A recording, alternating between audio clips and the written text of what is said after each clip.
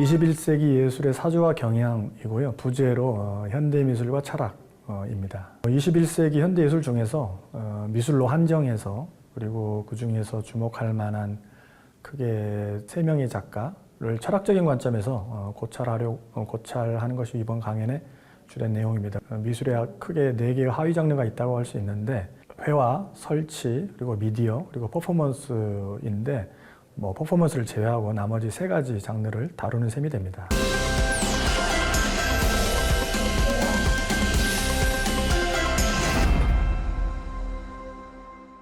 이화여대 인문과학원 교수 이찬웅이라고 합니다.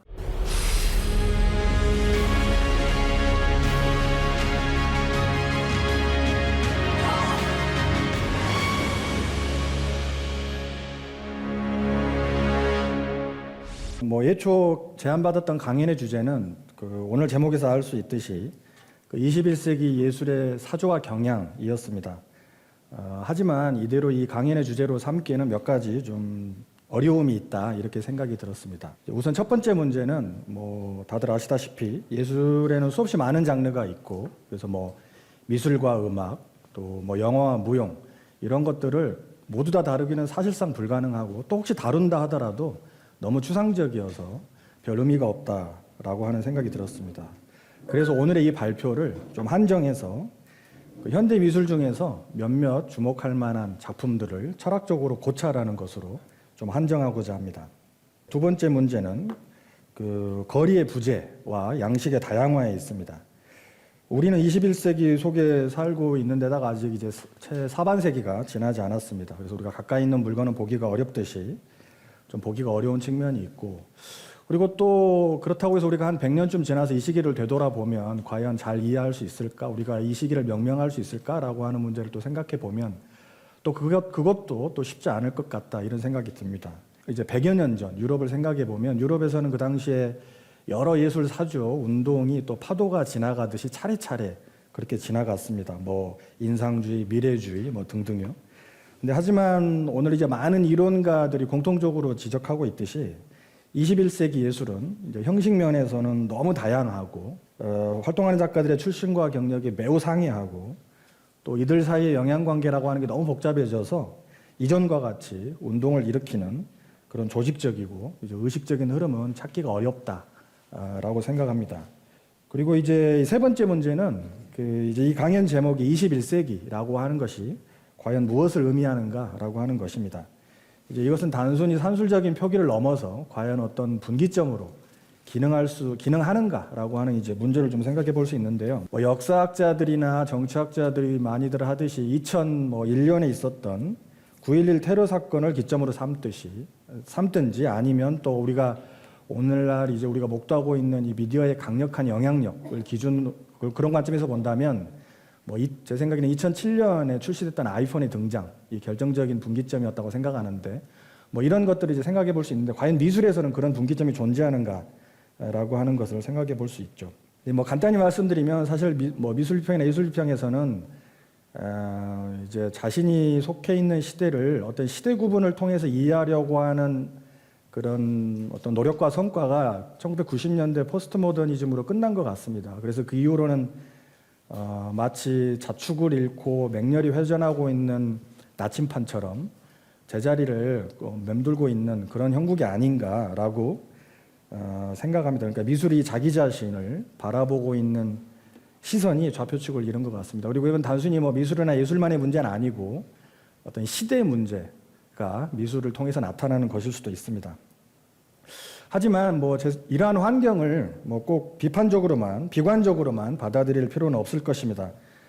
철학자 발터 베냐민의 표현을 빌리자면 많은 예술가와 예술 작품들의 성자, 그러니까 별자리들만이 있다 이렇게 말할 수 있을 것입니다. 그리고 돌루즈와 가따리가 이러한 환경을 긍정적인 어조로 받아들이고 또 표현했던 것을 또 빌리자면 이러한 무질서해 보이는 이런 작가들의 성자 안에서 작품들을 또 작가들을 리좀처럼 이제 뿌리줄기를 말하는데요. 리좀처럼 이어가면서 창조적 해석과 실험을 할 수 있을 것입니다. 그래서 청중들께서는 오늘 이 발표가 그런 하나의 시도라는 것을 좀 이해해 주시기를 부탁드립니다.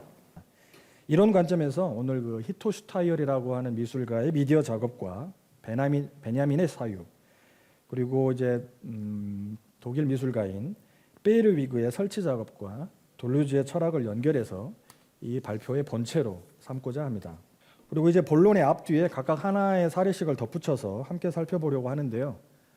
서론격으로는 크리스찬 마클레이라고 하는 작가의 작품 하나를 살펴보면서 이를 통해서 현대미술 전체적인 성격 그리고 거기에 담겨 있는 시간성에 대해서 얘기해 보고자 합니다.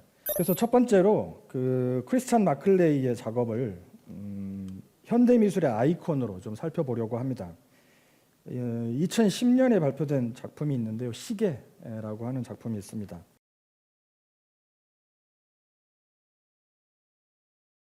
영시 5분에서 6분 넘어가는 이제 그 장면을 지금 보여드렸습니다. 그래서 이 작품은 여러 측면에서 이제 양가적으로 보입니다. 그러니까 제가 이 작품을 첫머리에 소개하는 것은 이 양가성이 단순히 한 작품뿐만 아니라 현대미술 전체의 어떤 양가성을 보여주고 있는 게 아닐까 하는 생각이 들기 때문입니다. 그 양가성이라는 것은 이제 첫 번째로는 이 작품은 개념적으로는 매우 사실은 단순하지만 실제 이 작품을 만드는 데는 아주 큰 노동력과 협업이 들어갔을 것이다라고 하는 걸 우리가 생각해 볼 수 있습니다. 그래서 사실 이제 20세기 이미 중반 후반에서부터 이런 측면이 강해졌지만 미술이 21세기 와서 더욱 강해졌고, 그래서 작가가 개념을 제출하고 제작을 이제 외주화하는 이런 결합이 이제 설치와 미디어 작업에서는 아주 많은 부분이 일반화되었고, 또 회화와 조각 같은 전통적인 분야에서도 부분적으로 수용됐습니다. 우리가 이제 오늘날 비엔날레라든가 이런 전시회를 가면 이런 작품들을 아주 많이 만날 수가 있습니다. 이러한 점이 특히 우리가 현대미술 전체의 환유라고 할 수 있습니다. 그러니까 영상 작품들의 기나긴 상영 시간, 그리고 웅웅거리는 사운드, 그리고 너무 많은 작품의 수, 그리고 거대한 비엔날레의 규모 등이 바로 우리가 이제 대중관객이 현대미술을 관람하러 갔을 때 갖게 되는 이미지라고 할 수 있습니다. 여러 이론가들이 우리가 21세기 들어서 우려하고 있는 바가 있는데, 우리가 과거와 미래 또 어떤 기억과 전망의 능력을 상실하고 단지 현재 쳇바퀴 안에 갇혀 있는 것은 아닌가라고 하는 우려를 많이 제기하고 있습니다. 그래서 이 점을 좀 이해하기 위해서 그 자크 랑쉐르라고 하는 철학자의 미학을 좀 살펴보려고 합니다. 그에 따르면 서양에서 이미지의 위상과 가치를 부여하는 상이한 체제가 역사적으로 존재했었다라는 것이죠. 그래서 랑쉐르는 이 체제를 크게 세 가지로 구분하는데, 그게 윤리적 체제, 재현적 체제, 그리고 미학적 체제입니다. 자크 랑쉐르라고 하는 철학자의 미학은 이제 그가 이미지의 세 가지 체제라고 이제 부르는 것으로 요약됩니다. 그러니까 이미지의 어떤 가치가 승인되는 이제 사회적 체제가 있다라는 것인데, 그게 이제 서양에서는 역사적으로 변화해 왔고, 또 물론 이제 완전히 사라진 것은 아니고 이제 지금도 계속 공존하고 있다라는 뜻으로 체제라는 말을 씁니다. 그러니까 그게 세 가지 체제라고 하는 것은 이제 윤리적 체제, 재현적 체제, 미학적 체제입니다. 윤리적 체제는 이미지가 갖고 있는 이제 윤리적인 목표와 효과에 따라서 이미지의 가치를 평가하는 것입니다. 그러니까 그 이미지가 과연 선한 행동을 낳을 수 있는가, 또는 어떤 인간에게 부여한 어떤 윤리적인 목표를 도달하는 데 도움이 되는가 라고 하는 것을 기준으로 평가하는 것을 말합니다. 이것은 얼핏 듣기에는 되게 유익한 걸 수 있지만, 사실은 이게 이제 극단화되면 검열 같은 것들을 이제 정당화할 수도 있게 되겠죠. 그리고 이제 두 번째가 이미지의 재현적 체제입니다. 여기서 이제 재현은 단순히 어떤 사물을 잘 모방하느냐 이런 문제가 아니고, 사실은 이제 아주 오랜 시간 동안 예술에는 고귀한 소재, 저열한 소재, 또는 어떤 고귀한 인간, 또는 가치 없는 인간을 구별하는 사회 내 어떤 기준이 존재하고, 이것을 잘 모방하고 재현했을 때 그것을 좋은 예술 작품이다라고 말하는 것을 의미합니다. 그리고 이제 그런데 그러니까 이 두 가지 체제에서는 예술 작품을 놓고 우리가 제작과 감상이 만나는데, 이 제작과 감상을 연결해주는, 또는 묶는, 또는 양자를 규제하는 상위의 항, 그러니까 제3의 항이 존재했었다라고 하는 거죠. 그런데 이 미학적 체제라고 하는 건 독특하게도 이 상위의 항이 이제 끈이 풀리고 이 상위의 항이 사라진 체제를 말합니다. 그러니까 이것은 결과적으로 감상자가 대단히 자유롭게 어떤 작품을 해석하고 수용할 수 있는 권한을 인정하는 그런 체제라고 할 수 있습니다. 보통 흔히들 이제 미술계와 그리고 이제 금융, 군사, 데이터, 자본주의 사이의 관계에 대한 어떤 비판적 분석으로 대단히 최근 한 10여 년 미술계에서 큰 영향력을 행사해 왔습니다. 제가 지금 여기서 뭐 하이픈을 많이 그어서 말씀드렸는데 금융, 군사, 데이터, 자본주의라고 이런 하이픈을 그어서 우리가 자본주의를 이해해야만 한다라고 하는 것이 사실 또 히토 슈타이어의 독특한 주장이고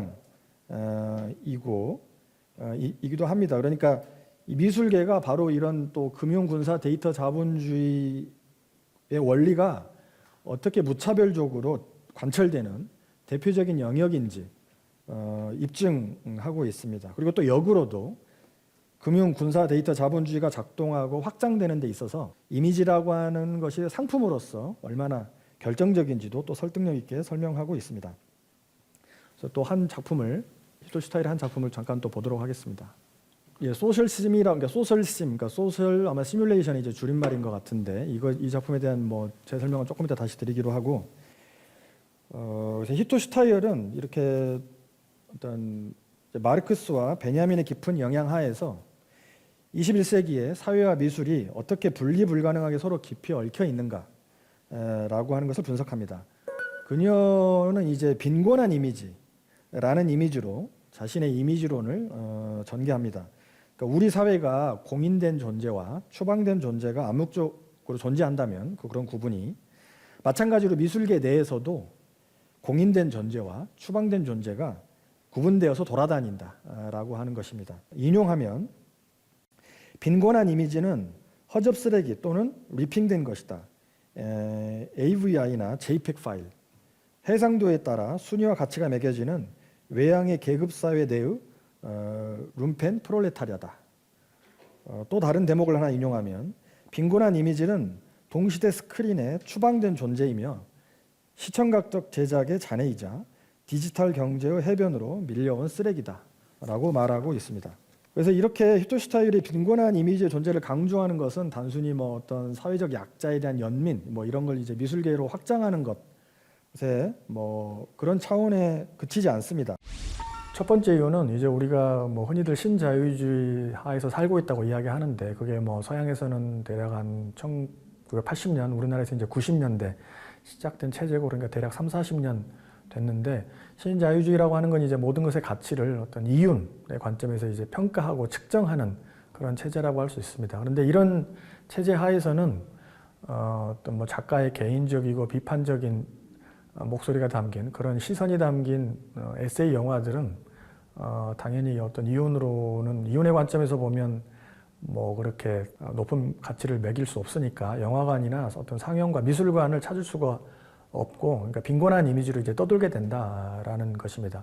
예, 두 번째 이유는 뭐 빈곤한 이미지가 뭐 무조건적인 찬양의 대상이 된다기보다는 우리 현실이 갖고 있는 양면성 자체를 그대로 보여주기 때문에 그렇습니다. 그러니까 뭐 어떤 예술과 삶의 일치 또는 예술가와 시민의 합치 같은 것이 이제 예술의 오래된 뭐 목꿈이라고 한다면 이것의 실현은 사실은 뭐 저해상도로 이루어질 수밖에 없고 뭐 그런 것들은 이제 고해상도의 웨일메이드 영상을 요구하는 영화관이나 미술관으로 들어가기는 어렵겠죠. 네, 그러니까 한편으로는 이런 오래된 예술의 어떤 꿈을 보여주는 측면이 있고 또 사실은 이런 빈곤한 이미지가 이윤을 위해서 만들어지는 것도 사실입니다. 그러니까 뭐 리핑되고 순환되는 이제 그런 영상을 말하는 건데 그래서 뭐 이런 영상들은 사실은 우리가 뭐 깊이 감상하고 논의하기보다는 판매하고 소유하기 위한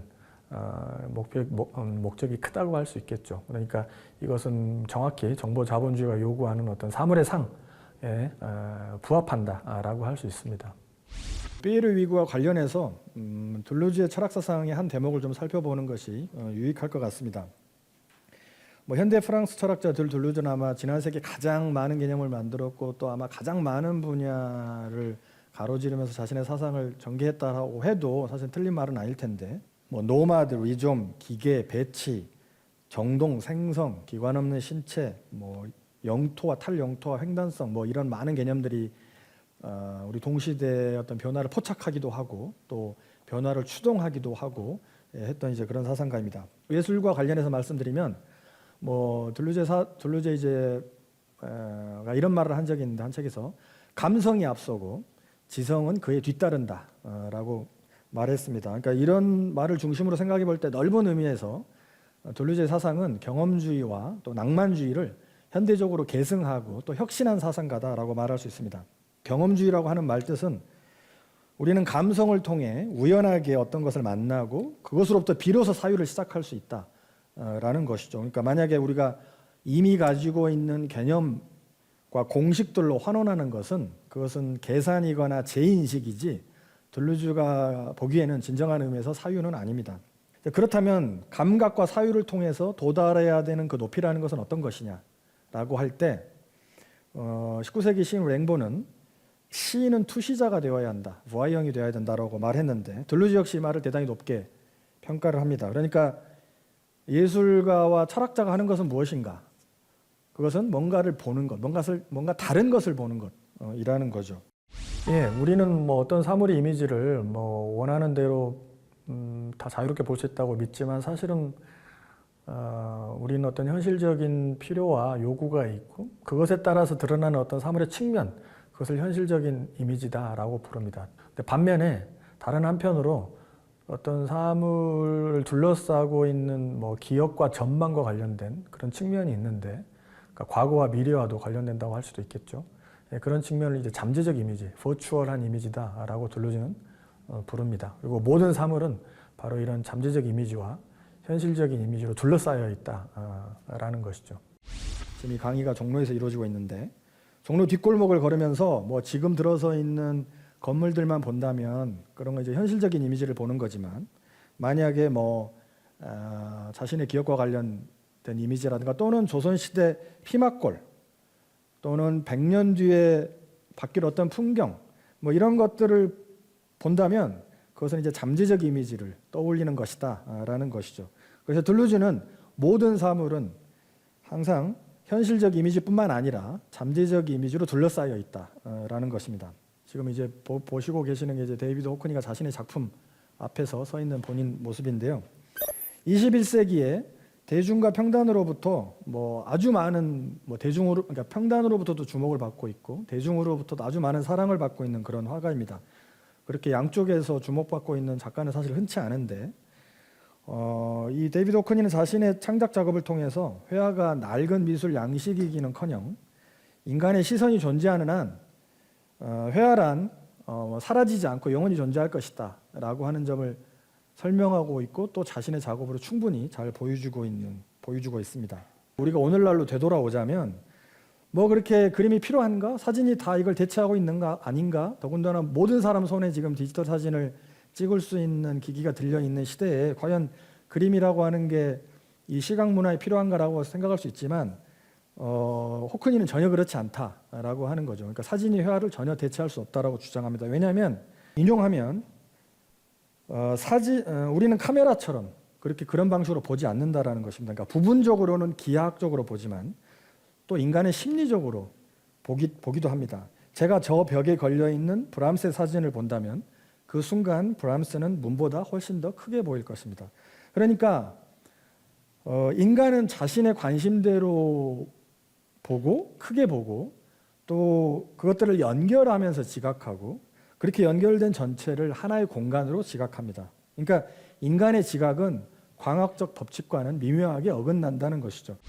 사실은 이런 측면은 여행을 가서 찍었던 사진을 다시 돌아와서 봤을 때 많이들 느끼게 되는 건데 내가 그때 기억하고 있는 장소, 그런 장면과 많이 다르네 라고 하는 인상을 누구나 받게 됩니다. 이제 그런 측면을 말하는 건데 그 이유가 있다라는 거죠. 그러니까 우리는 어떤 사물을 우리의 관심대로 또는 흥미대로 뭔가를 보게 되고 그러면 크게 보이게 되고 그 다음 또 우리의 관심에 따라서 다음 요소로 넘어가고 그리고 그걸 우리의 정신의 흐름 속에서 그걸 연결해 가기 때문에 인간이 보고 있는 공간이라고 하는 것은 사진이 찍는 기하학적 방식대로 보는 게 아니라 부분적으로는 기하학적이지만 그것을 연결해 가는 것은 심리적인 또는 정신적인 흐름에 따라서 연결해 간다고 할 수 있습니다. 그러니까 마치 우리가 사진으로 보면 되게 왜곡되는 것처럼 보이게 되는 거죠. 그렇지만 그게 지극히 인간적인 시선이고 지각 방식이다라는 거죠. 그러니까 히토슈타이얼과 피에르위그가 보여주는 것처럼 어떤 인간적인 것이란 고정된 것이 아니고 단지 잠정적이고 어떤 침전된 것입니다. 우리는 우리 자신이 역사적이고 실용적인 한계 안에 묶여 있다라는 것을 인정하고 또 그 밖으로 벗어날 수 있는 힘을 가지고 있고 그것을 긍정할 때 가장 고귀한 힘을 보여주는 것이 아닐까라는 생각을 합니다. 그리고 또한 데이비드 호크니가 보여주는 것처럼 기술적인 것과 함께 또 기술적인 것과 대비하면서 우리는 인간적인 것을 보다 더 깊이 이해하고 또 확장하고 실천하기도 합니다. 그러니까 그것은 어쩌면 우리 안에 우리 스스로 아직 잘 알지 못하는 또 더 깊은 곳에 감추어져 있는 어떤 힘과 성질을 찾아내는 것일지도 모릅니다. 긴 시간 들어주셔서 감사드립니다. 히토슈타이얼과 관련해서는 여러 책이 번역돼 있지만 그 중에서도 면세미술이라고 하는 책을 골라서 추천하고 싶고요. 그 다음에 데이비드 호크니는 다시 그림이다라고 하는 책이 있는데 대담을 정리한 책인데 너무나 멋진 책이고 회화를 배우고 또 회화를 좋아할 수밖에 없는 그런 책입니다. 이 책을 꼭 권해드리고 싶고 사실 피에르위그와 관련해서는 대단히 중요한 작가인데 아직 우리나라에는 상대적으로 좀 덜 대중들에게는 소개되어 있는 것 같아요. 그래서 그 작가와 관련된 전시와 책이 좀 더 한국에 많이 소개되기를 바랍니다.